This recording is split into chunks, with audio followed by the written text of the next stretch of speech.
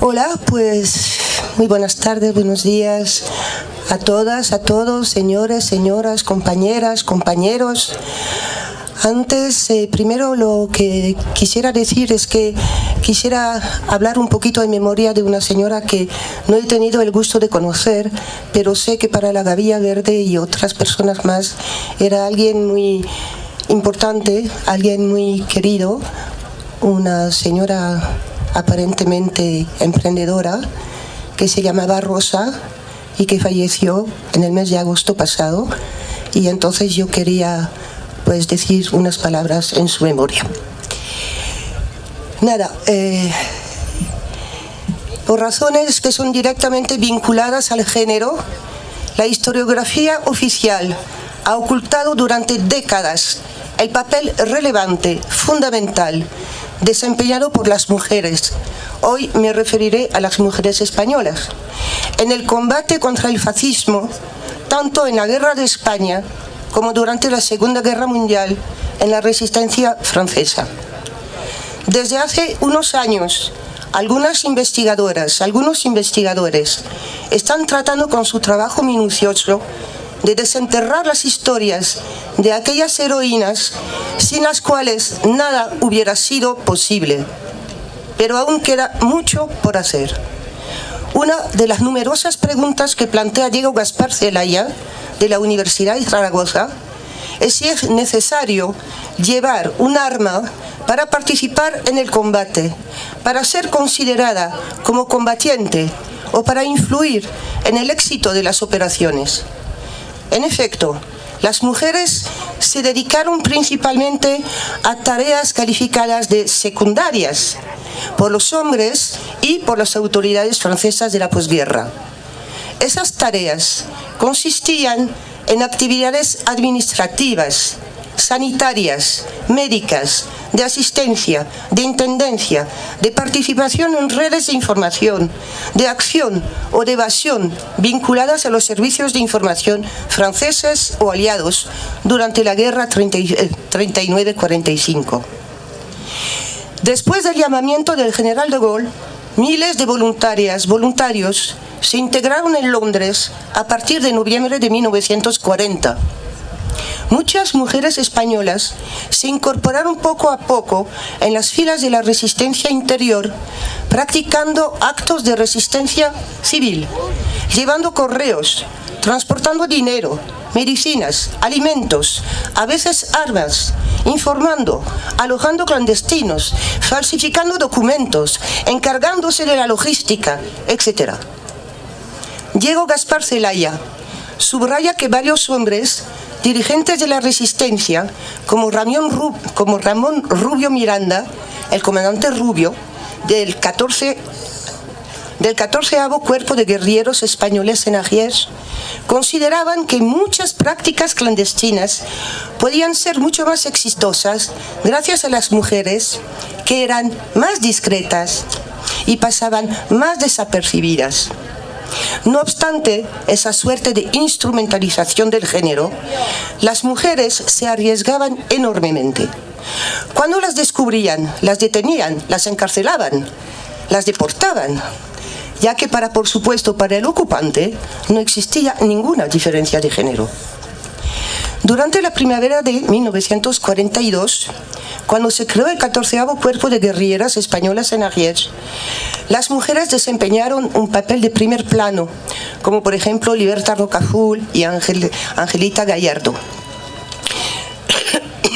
Pero hoy me referiré a Alfonsina Bueno Vela, entre otras, conocida también como Alfonsina Bueno Ester, tras haberse casado con Josep Ester, militante de la CNT.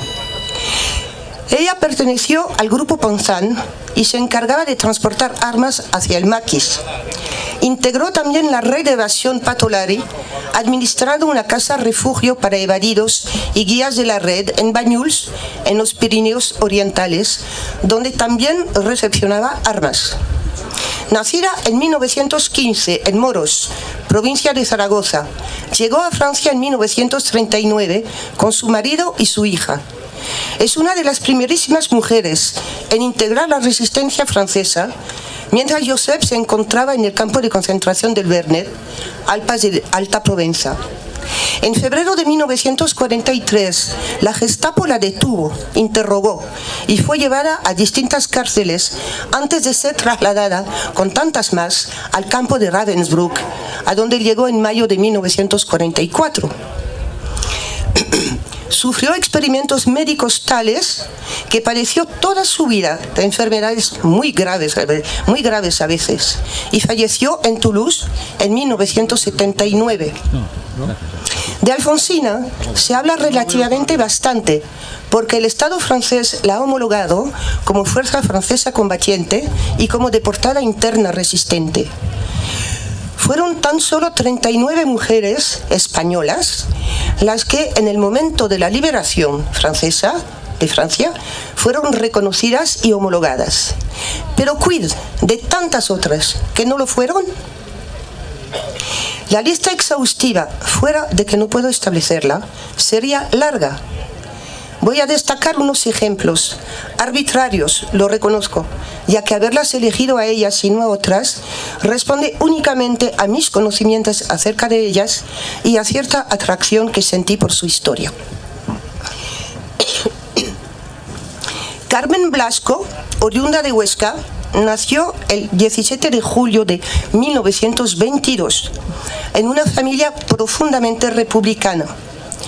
Llegó a Pau, actuales Pirineos Atlánticos, con apenas 9 meses y fue la primerísima mujer de la MOI, o sea, mano de obra inmigrada, y de la 10ª Brigada de Guerrilleros de lo que se llamaba entonces los Bajos Pirineos. Era enlace, es decir, un eslabón fundamental en la logística de los maquis. Antes de esto, a partir de fines del 39 y principios del año 40, prestó ayuda a los refugiados republicanos hospitalizados. Gracias, Miguel. Perdón. Encontraba abogados para los rojos más peligrosos que estaban encarcelados. Facilitó la evasión de un alemán de las brigadas internacionales que se encontraba en el hospital de Pau y que la Gestapo buscaba. En 1941, después del vergonzoso armisticio firmado por Pétain, pasó de la MOI a la resistencia armada y fue así como se convirtió en enlace, arriesgándose aún más que los que estaban en el monte. Cuando la liberación la condecoraron con la Cruz de Guerra y la Cruz del Combatiente Voluntario. Sin embargo, a partir de 1950, se les calificaba a todas y a todos de delincuentes al servicio del Ejército Rojo. Josep, por ejemplo, fue encarcelado un tiempo, la represión se abatió sobre los comunistas españoles y anduvieron trasladándola a ella de un departamento a otro. En aquella misma época, en 1950, se disolvió la Amical de Fuerzas Francesas del Interior y Resistentes Españoles por decreto gubernamental.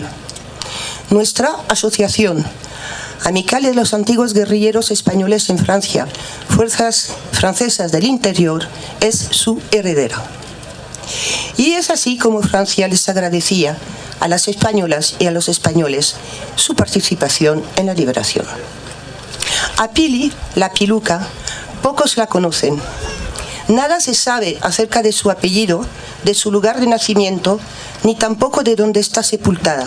Y sin embargo, ella era jefa de un grupo de resistentes en Burdeos y había sido oficial en el Ejército Republicano Español. Aparte de participar activamente en acciones con la unidad del comandante El Barbas, transportaba propaganda, entre otras cosas peligrosas.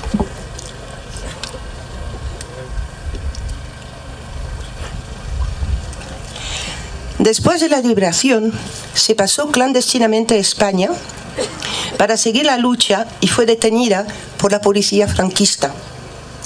A causa de los malos tratos sufridos en la cárcel, falleció. Acordémonos de Pili, la Piluca, entre otras. Todas y todos sabemos que desde el principio de la Guerra de España, las mujeres republicanas se familiarizaron con las armas para combatir el fascismo. En 1940, cuando empezó la Segunda Guerra Mundial, aquellas mujeres empezaron a organizarse dentro de la resistencia para combatir los nazis. Desde 1941, las mujeres republicanas españolas se lanzaron en la guerrilla urbana en París, Marsella, Lyon, Burdeos, Pau. Segunda Montero, por ejemplo, arriesgó su vida empuñando las armas en las calles de París en 1941. André Malraux, que fue ministro de la Cultura, entre otros cargos, en Francia, y antifascista al lado de los republicanos españoles durante la guerra 36-39, declaró: los que quisieron reducir a la mujer a un simple papel de asistenta de la resistencia se equivocan de guerra. En el libro de Neus Català, titulado De la resistencia a la deportación, una de las mujeres que testimonian, la vasca Regina Arrieta, dice: por mi parte, tengo la impresión de que mi vida empezó el día en que comencé a ser parte de la resistencia francesa en contra de los nazis, porque opinábamos que esa lucha era nuestra. Pensábamos que era un deber defender la libertad donde fuera, como en España frente a los alemanes, que resultaron siendo nuestros enemigos virtuales, los que le ayudaron a Franco a ganar la guerra. Así como sus compañeros hombres, las mujeres sufrieron en campos de concentración franceses, arriesgaron su vida en la resistencia. Algunas fueron torturadas, ejecutadas, deportadas en campos de exterminio. Y no obstante, siguen siendo las grandes ignoradas de la historia. ¿Dónde están los monumentos en memoria de ellas, las mujeres? ¿Quiénes saben de ellas y las nombran? Nuestras hermanas mujeres republicanas, españolas, Regina Arrieta, la vasca, Josefa Bas, la catalana, Mercedes Bernal, la aragonesa, Pilar Claver, la navarra, María González, la asturiana, Luisa Fragua, la madrileña, María Linares, la andaluza, Angelita Gallardo, la extremeña y tantas más. Que vivan las mujeres republicanas españolas, que vivamos las mujeres, que viva la tercera.